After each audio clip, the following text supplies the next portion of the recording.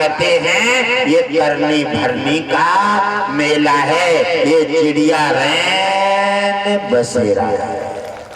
गंगा स्नान क्यों जाते हैं कि हमारा कोई अपराध हो जाए तो गंगा जी ले ले, और हमारी कोई कामयाबी न हो रही हो तो पूरी हो जाए, मन इच्छा पूरी हो जाए, इसलिए जाते हैं गंगा स्नान करने के लिए।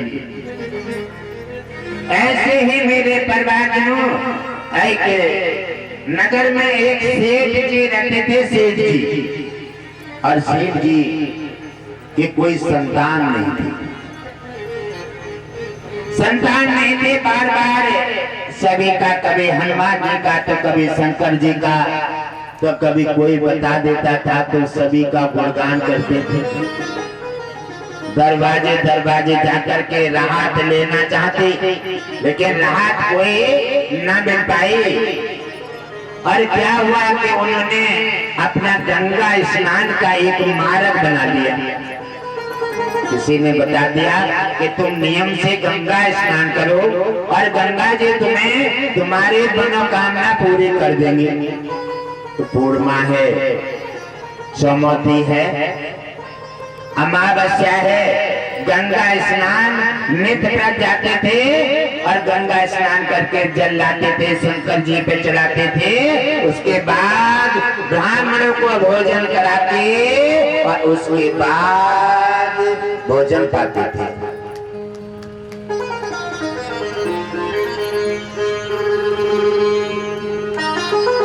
समय बढ़ता चला या मेरे परिवारजनों, एक दिन क्या हुआ, गंगा स्नान करके वापस आ रहे और गंगा स्नान करके जैसे गंगा जी से निकले और एक संत जी मिल गए। संत जी मिले और संत जी को उन्होंने प्रणाम किया और प्रणाम किया तो फिर आगे बढ़े। संत जी ने कहा, बच्चा इधर आओ। कहने लगी, गुरुदेव बताइए क्या क्या है। कहने लगे, आज्ञा नहीं है कि सुझाव है। क्या गुरुदेव? कहने लगे, गंगा स्नान करते समय तुम्हें किसी दिन नाका खा जाएगा, यानी नाका खा जाएगा। गंगा स्नान करते हैं रोज आज, और किसी दिन गंगा जी में से नाको आपको उपलब्ध होगा और तुम्हें लील जाएगा। सेठ जी ने कहा, संतान प्राप्त हम करने के लिए गंगा स्नान आते हैं और गंगा में से नाका किसी दिन हमें खा जाएगा तो हमारी जीवन लीला समाप्त हो जाएगी, तासे तो फायदा क्या है। और जाकर के घबराए हुए घर पहुंचे और घर से कहा, उन्होंने कहा, आज कैसे उदास दिखाई दे रहे हो। वैसे गंगा स्नान से आते बड़े प्रसन्न चित्त दिखाई देते थे, आज तुम्हारा चेहरा कैसा उतरा हुआ है। उन्होंने कहा, चेहरे की क्या बात बताएं। आज एक ऋषि राज ने बताया है कि तुम्हें स्नान करते समय किसी दिन नाक को खा जाए। कहने लगी, तो तू गड़बड़ है, और नाका अगर खा जाएगा तो फिर इसमें कोई लाभ नहीं है। ऐसा करो, और न जाने किस दिन धोखे में गंगा स्नान को पहुंच गए, और जिस दिन गंगा स्नान को धोखे में पहुंच गए और याद आएगा तब तक नाका लील जाएगा, जीवन समाप्त हो जाएगा। इसलिए ऐसा करो, रात में मीटिंग बनाई और कहने लगे, घर के बच्चे तो है नहीं, चलो ऐसा करती हैं, गंगा जी से हट करके कहीं शहर में चले चलते हैं। तो जीवन नैया जो है मन लय लय घूमता है, और कर्म और भाग्य तो साथ जाता है। कहीं चले जाओ, कहीं जाओगे, जीवन लीला आपके साथ जाएगी, ये नहीं। और ऐसे चले जाते हैं जैसे कासगंज है, बरेली है,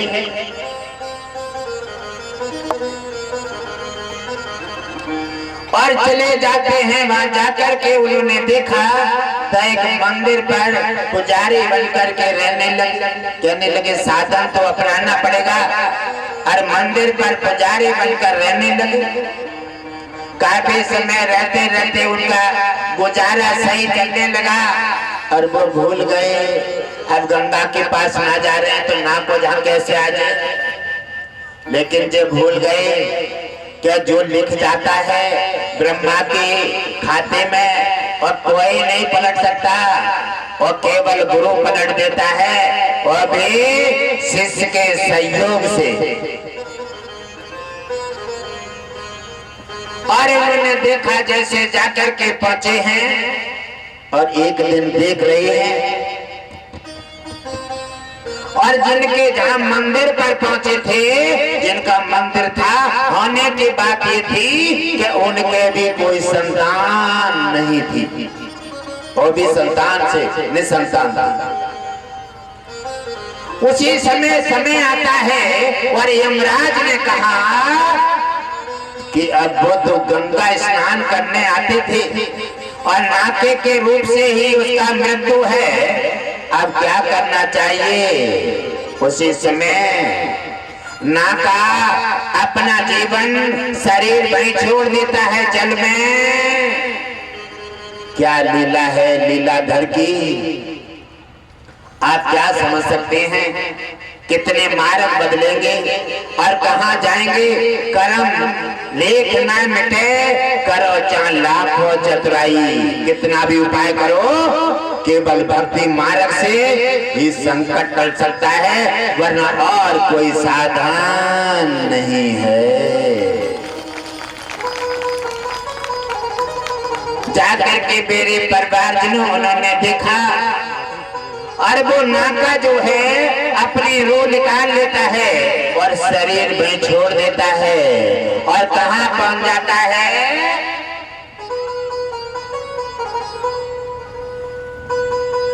जहाँ सेठ जी जिनके यहाँ मंदिर पे पुजारी बनकर रहते थे, तो मंदिर मालिक के यहाँ जाकर के पत्नी के उधर में जाकर के प्रवेश कर लिया।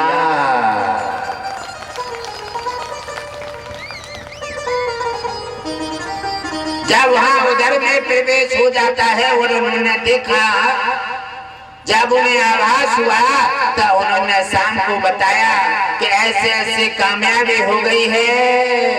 कहने लगे ये पुजारी जी आए हैं, तब से हमारी जय जयकार हो गई है। अब तो पुजारी की तनख्वाह बढ़ा दी और पुजारी को मकान बनवा के दे दो। कहने लगे अब तो हमारे संतान भी होने वाले हैं, अब तो हमारे भाग जग गए हैं। अब वो कहा जाने दुखिया कि ये क्या लीला है लीलाधर की। और जाकर के उन्होंने अपनी व्यवस्था हुई और उनके बड़े खातर होने लगे। पुजारी जी का आनंद मंगल हो गया, बड़े खातर होते थे, बड़ा मान सम्मान। क्यों? उन्हें लगा कि पुजारी जी के मंदिर पे आने से हमारे यहाँ हमारी संतान होने वाली है। पुजारी का मान बढ़ा दिया है। और आप सोचें, डिब्बी जब बुझने वाली होती है तो बड़ी तेज लौ बढ़ाती है। जब कोई संकट आने वाला होता है तो कोई खुशी दिखाई देती है। जब रोने वाले होते हैं तो बड़ा तेज हंसी आती है। ये दुख के पीछे सुख और सुख के पीछे दुख, ये आना जाना बना रहता है। दुख और सुख दोनों ही बहन भैया हैं। समय आने पर मेरे परिवारजनों बहुत सुंदर पुत्र का जन्म हो जाता है। मंदिर मालिक के सुंदर पुत्र का जन्म होता है और उन्होंने नाना प्रकार से यज्ञ कथा संत ब्राह्मणों को दान लुटाया और बड़ा मान सम्मान दिया। और जो पुजारी जी बनकर रहते थे उनको भी काफी धन दे करके और उन्हें मकान वगैरह दे करके और उनके जीवन की पूरी जिम्मेवारी अपने ऊपर ले लेते हैं। धीरे धीरे धीरे धीरे बच्चा जब बड़ा होने लगा बच्चा जब बड़ा होता है और बड़ा होकर के धीरे धीरे दिन दूना पलक समाया बढ़ रहा है और 10 साल में बच्चा होशियार हो जाता है, होशियार हो जाता है। और उधर एक दिन पूर्णिमा आने वाली है और पूर्णिमा आती है और उसी समय कहने लगे शाम को, और उनसे पुजारी जी से वो बच्चा जो था वो ताऊ कहता था, ताऊ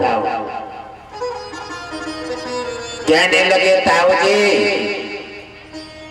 कल पूर्णिमा है और गंगा नहाना चले, और गंगा को नाम आओ पुजारी जी के पास तो उनको पसीना आएगा, याद आ गई वही कि गंगा स्नान करते समय नाक को खाया जाएगा।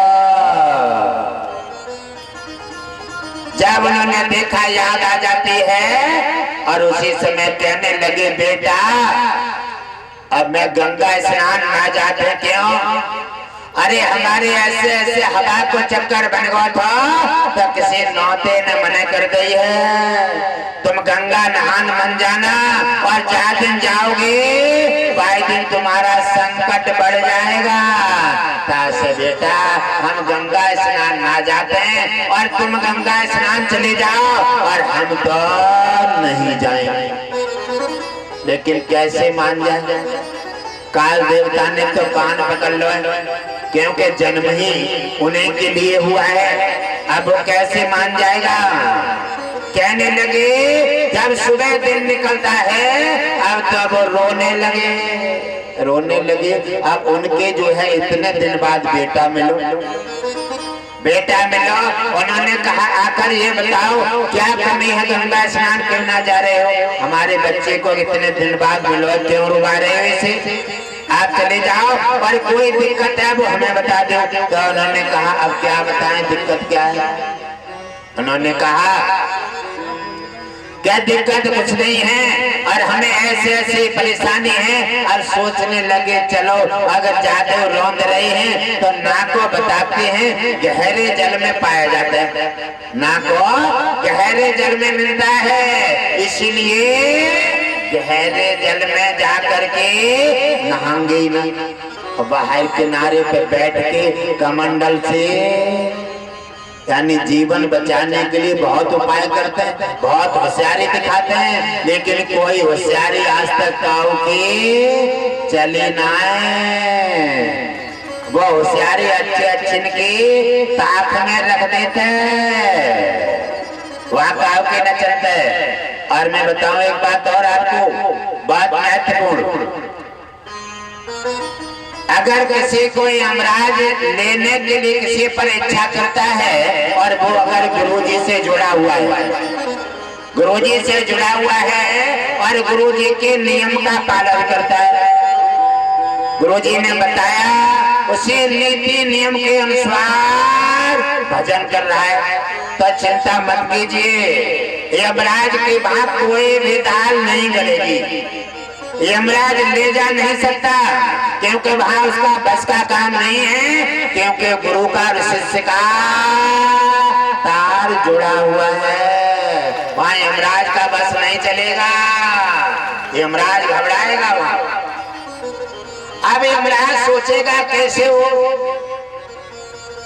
वो ये गुरु से हट जाए, यमराज के पासे मारेगो, कहीं गिराएगो, घर में लड़ाई करवाए, बीमारी खड़ी कर दे, बुद्धि पलट दे, हवा व्याधा बन जाए, सैकड़ों संकट ऐसे लाएगो मन में, हम तो गुरुजी से जुड़े हैं और तो हमारो जो फायदा ना हो रहा है, ऐसे मन में बार बार विकार आएंगे, और विकार जब बार आए 1 से लेकर 100 बार अगर मन में विकार आ गए तो विकार का पेड़ खड़ा हो जाएगा, और विकार का पेड़ खड़ा हो गया तो गुरु का रास्ता तुम्हारा अलग हो गया।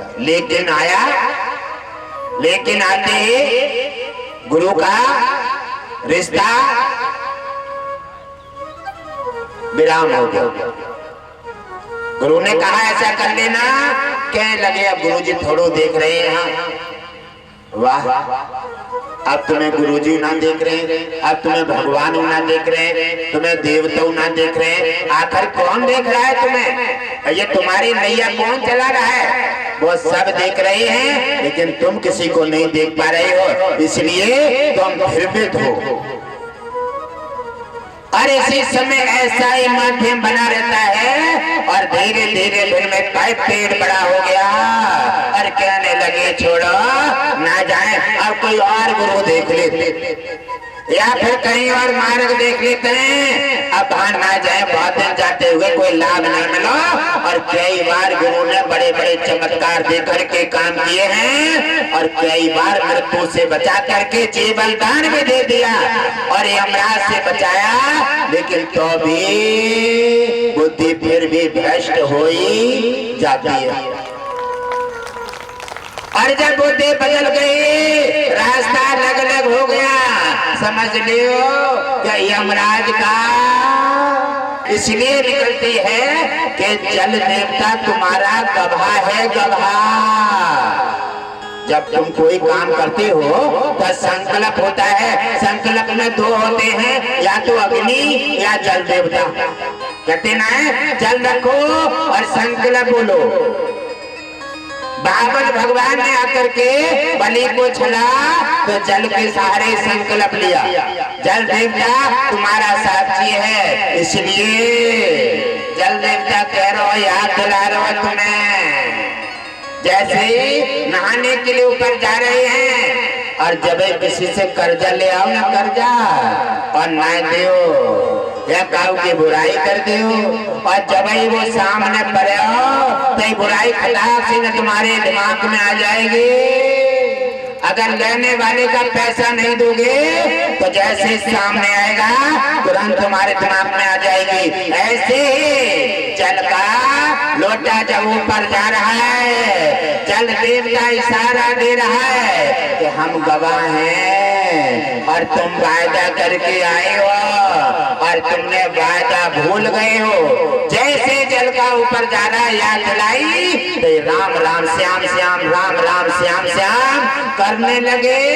चाहे गर्मी है सर्दी है बरबरा रहे हैं और स्नान करे, कपड़ा बदले तो फिर भूल गए।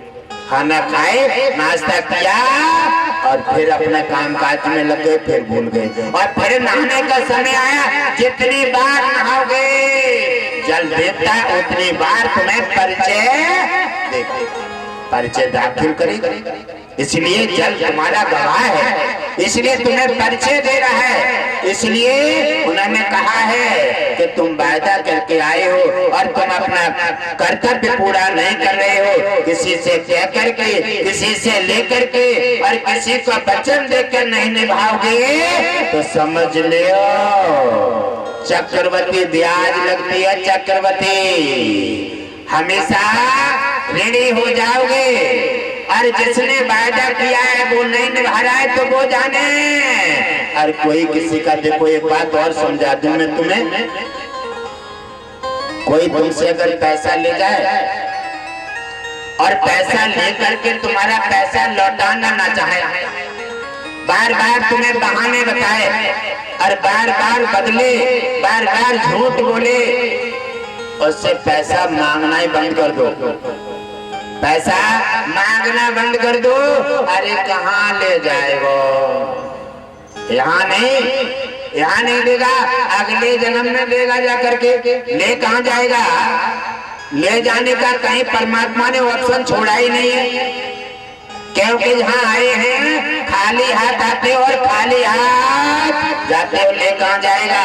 सारी चीजें यहीं पर हैं, सारा लेखा जोखा यहीं पर तुमसे भुगतान कराया जाता है। ये मेरे प्रिय परिवारजनों, ये दुनिया चिड़िया बहन बसेरा है, ना कुछ ले गए हैं ना ले जाएंगे।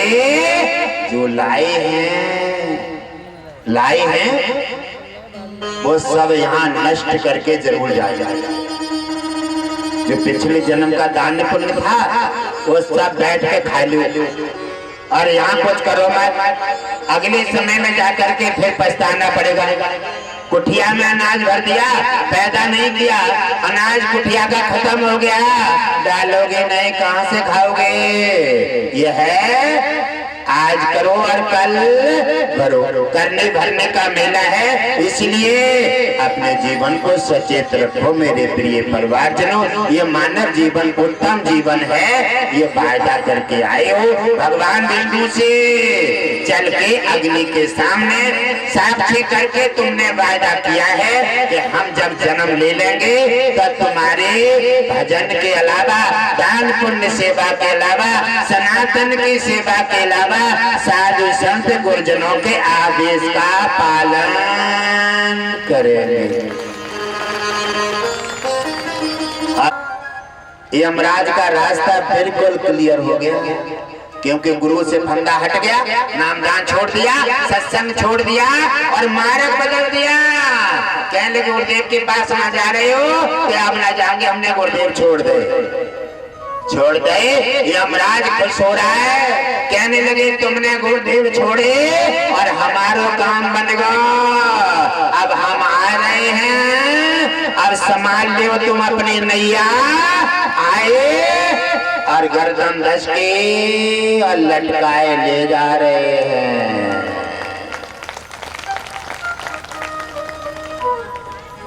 तो यमराज में जब तक तुम गुरु के आदेश का पालन करते रहोगे तब तक चिंता मत करो, यमराज का बस नहीं है। और यमराज भी पहले गुरु से हटाने का प्रयास करता है, और जब हट जाते हैं गुरु से तब के बाद यमराज अपना अधिकार बनाता है। तुम्हारे जीवन में हर तरह का जहर घोर करके और सारा मामला बिगाड़ करके अपना काम बना करके ले जाता है।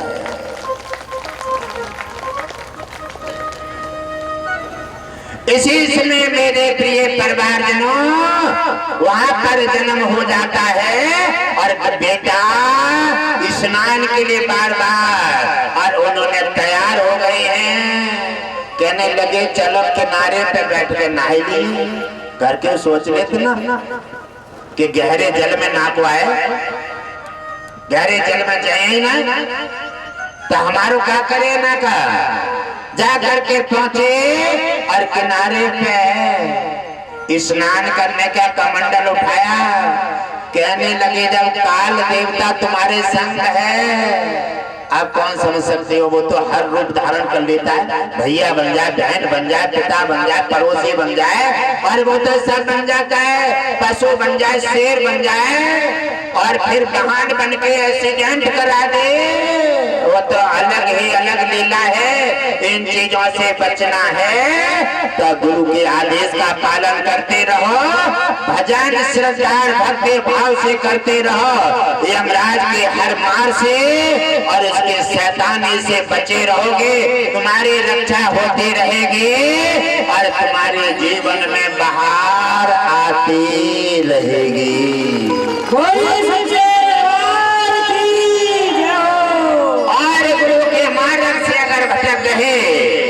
भटक गए यहाँ कुछ नहीं, अंत चले तो 3 लोग 14 भवनों में कहीं चले जाओ। बिना गुरु के देव से नारद का कल्याण नहीं हुआ और बिना गुरु के देवताओं का उद्धार नहीं होता तो धरती वासियों का कैसे हो सकता है। इसी समय वो जाते हैं और बेटा कह रहा ताऊ जी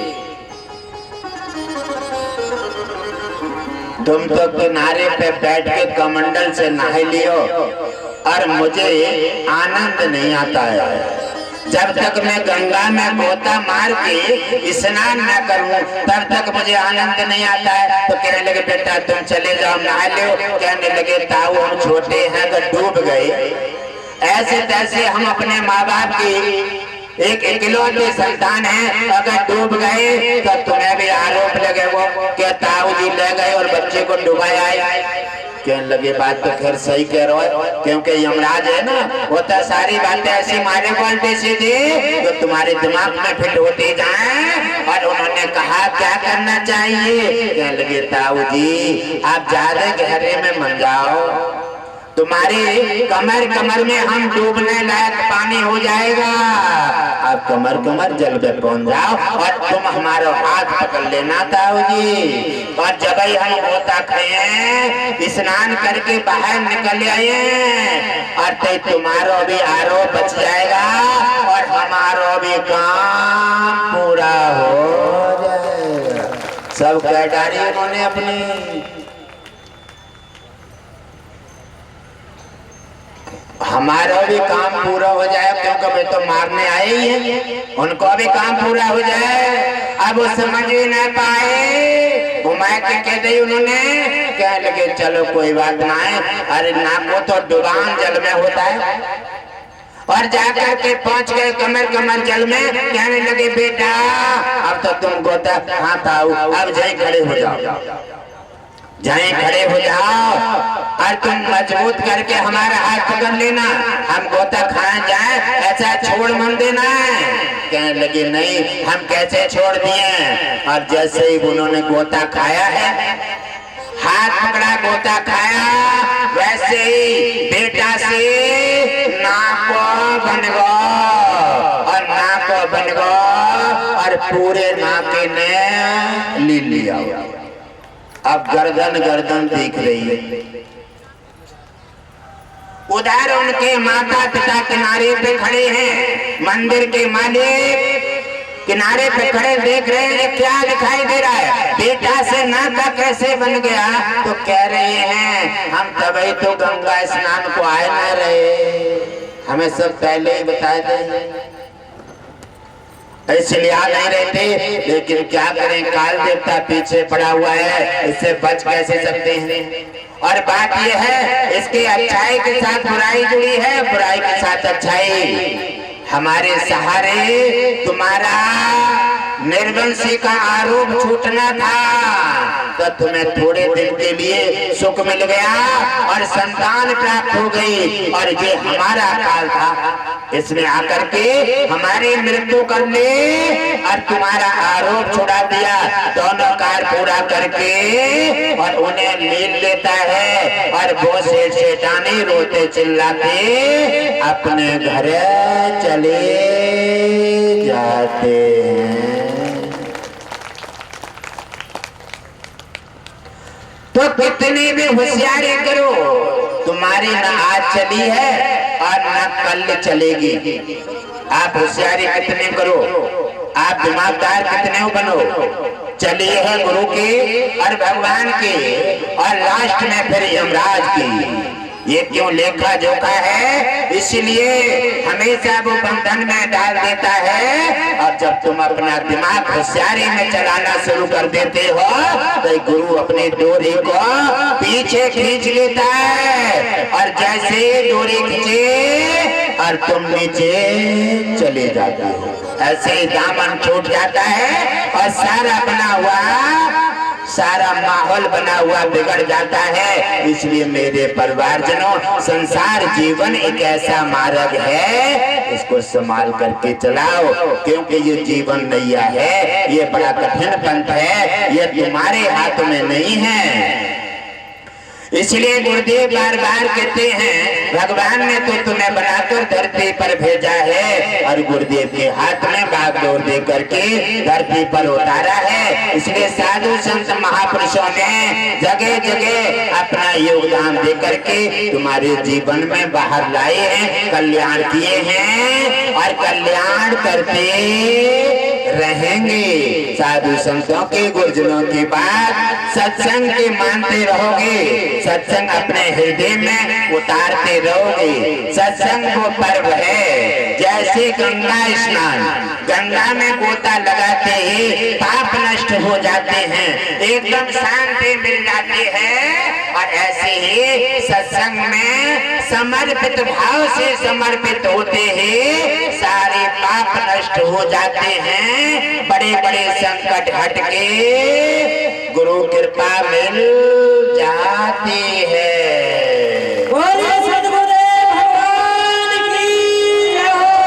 तो हे मेरे परिवारजनों, अगर इन चीजों को समझ करके और हम अपने को संभाल लें तो महत्वपूर्ण जीवन है। ये मानव जीवन के धरोहर, ये चंचलता तो तुम्हारे पास है ही, लेकिन जिस दिन मानव जीवन की धरोहर तुम्हारे हाथ से निकल जाएगी वो फिर तुम्हारे हाथ में नहीं आएगी। संकट आ जाता है और आकर के तुम्हारे सिर पर सवार होकर के उसके बाद में केवल पछताना रह जाता है और तुम्हारे पास कोई भी चीज शेष नहीं रहती।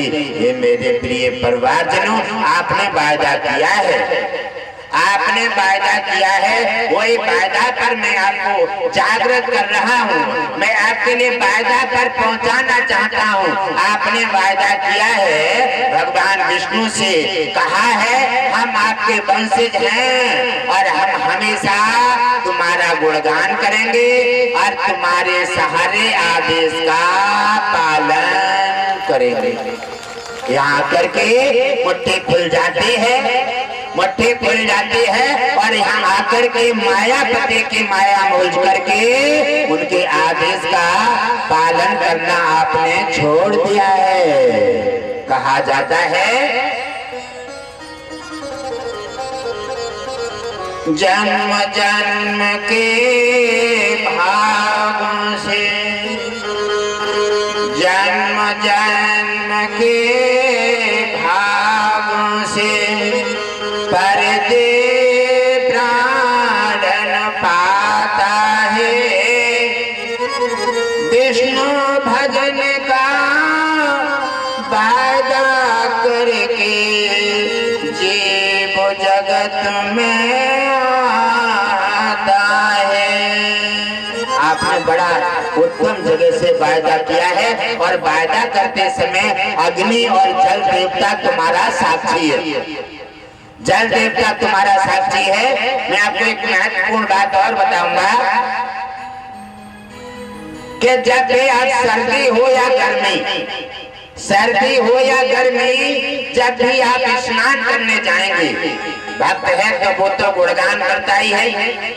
स्नान करते जब जाएंगे, सर्दी हो या गर्मी, और जैसे जल का लोटा भरेंगे और सिर पे को ले जाएंगे तो कुछ न कुछ मुंह से जरूर निकल पड़ेगी तुम्हारी से। जिसका नाम लेते हो, राम निकले, श्याम निकले, गंगा के निकले, दुर्गा के निकले, काली के निकले, शंकर के निकले, कुछ न कुछ जरूर निकल पड़ेगी। ये क्यों निकलती है? आप बताओ क्यों निकलती है?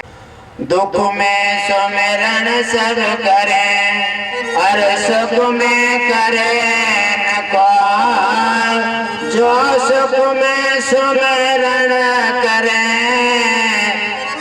तो दुख गाए कौन। अगर जैसे नियम से वायदा करके आए हैं और बाई हिसाब से अगर नियमित भगवान को सुबह शाम पूजा करो, अपने काम काज में लगे रहो, गुरु के आदेश का पालन करो, सत्यवादी रहो, सनातन की सेवा करो और हमेशा दूसरे का हित चाहो तो तुम्हारा हित बना रहेगा।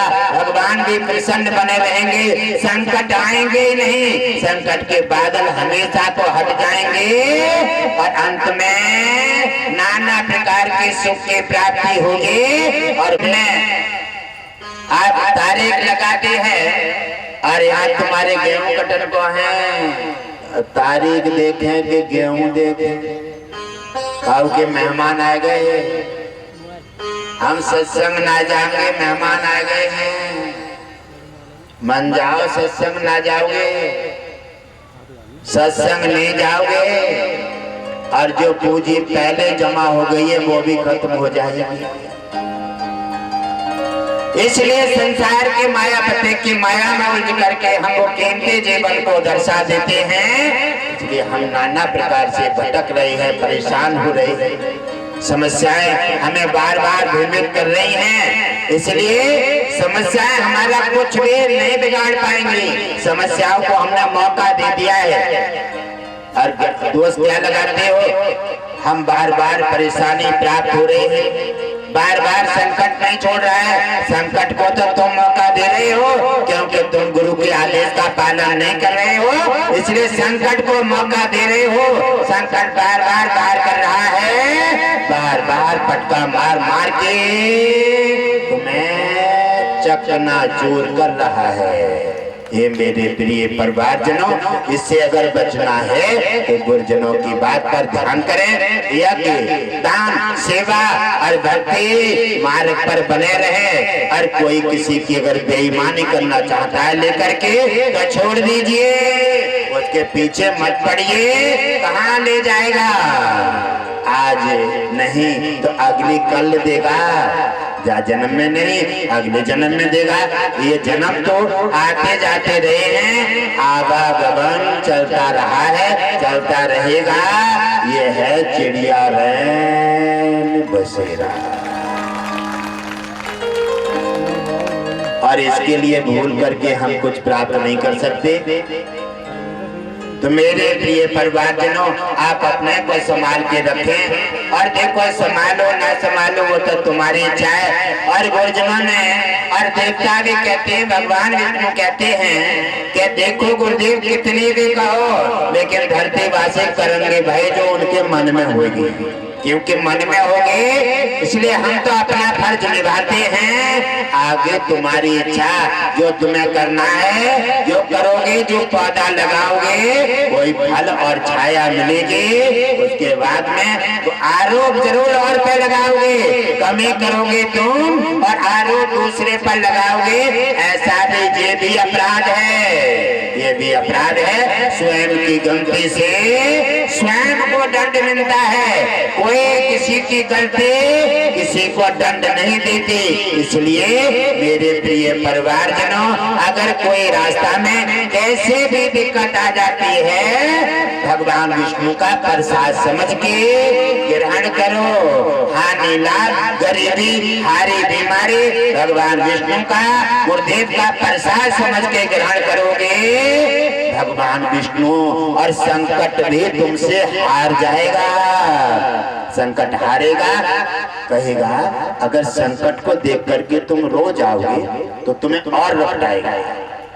और संकट को देख करके तुम खुश हो जाओगे और दोनों हाथ उठा के उसे मांगोगे, बुलाओगे, उसकी आरती उतारोगे, उसका सम्मान करोगे। कहने लगे जे तो मेरे से घबरा ही नहीं रहा, कहने लगे जे तो मेरे को आने की खुशी मना रहा है, तो फिर यहाँ मेरे को आने का फायदा क्या है? अरे मैं तो वहां जाता हूँ जो मेरे को देख करके रोने लगे। संकट कहीं जाता है देख करके मेरे को रोने लगे, और जो मेरे को देख करके जो हंस रहा है तो जी कभी भी नहीं रोएगा मेरे को देख करके।